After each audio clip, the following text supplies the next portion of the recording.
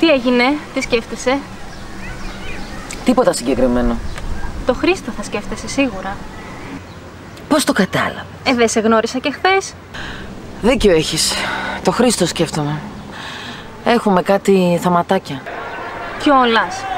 2 εβδομάδες μόνο τα έχετε και άρχισαν τα προβλήματα. Μη σε νοιάζει, θα τα βρούμε.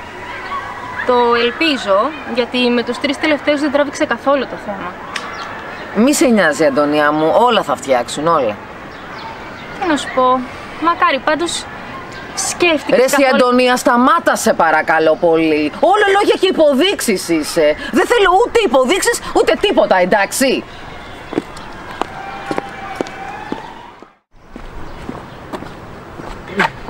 Τι έγινε, αγάπη? Άσε ρε Χρήστο της αηδής. Τι έπαθες?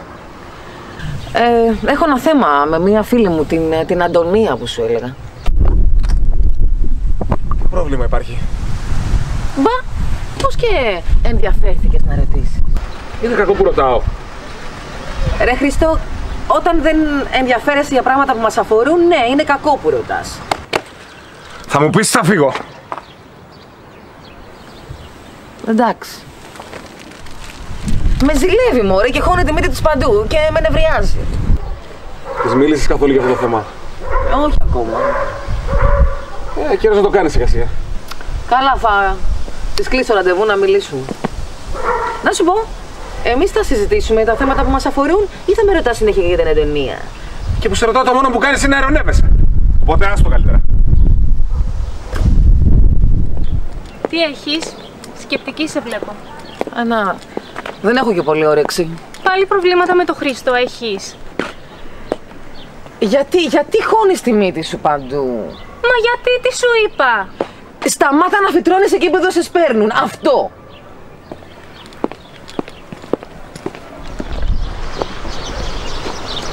Άσε με ρε Χρήστο. Τι έπαθες? Δεν έχω όρεξη για βλακίες τώρα. Πάλι τα ίδια. Φέρεσαι ένας και σου έχω κάνει κάτι. Ρε σε Χρήστο, δεν έχω όρεξη για κλάψα. Κλάψα. Εδώ και να μιλάμε μου φέρεσαι στα σκουπίδι. Και μου μιλάς για κλάψα. Άσε με μωρέ, με το μόλις σου λέω κάτι φέρεσαι σαν μωρό. Τελικά μόνο την πάρτι σου σκέφτεσαι. Αϊ χάσου μωρή τρελή.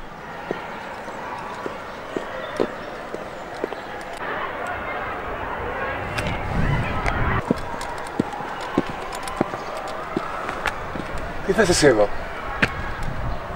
Μη βιάζεσαι, θα το μάθεις πολύ σύντομα. Όχι, δεν έχω όρεξη για τις αηδίες σου. Άντε φύγε από εδώ. Θα μ' ακούσεις, θες δεν θες?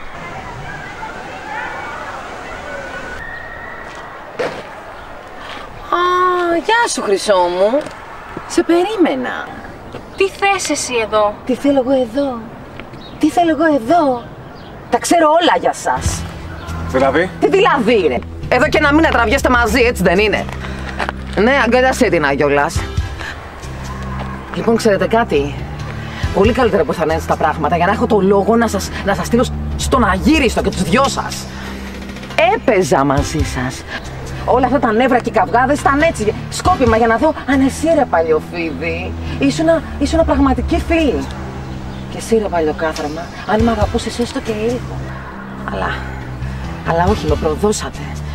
Με προδώσατε κι οι δυο σας. Στο διάολο ρε, στο διάολο! Χαίρετε. Καλώς το κορίτσι μου. Και εγώ καλά είμαι. Να σου πω, πάμε μια βολτούλα. Για πες. Σκεφτόμουν. Δηλαδή, ποτέ δεν πίστευα ότι θα πήγαιναν έτσι τα πράγματα. Γιατί? Εννοώ, ποτέ δεν περίμενα ότι θα άφηνες την Αντιγόνη. Κοίταξε να δεις. Η Αντιγόνη είναι το μόνο που ξέρει να τα βάζει με τους άλλους. Ποτέ δεν σκέφτηκε καμία λύση για το πρόβλημά της, γιατί πάντα φταίγαν οι άλλοι. Η κόλαση όμως δεν είναι οι άλλοι.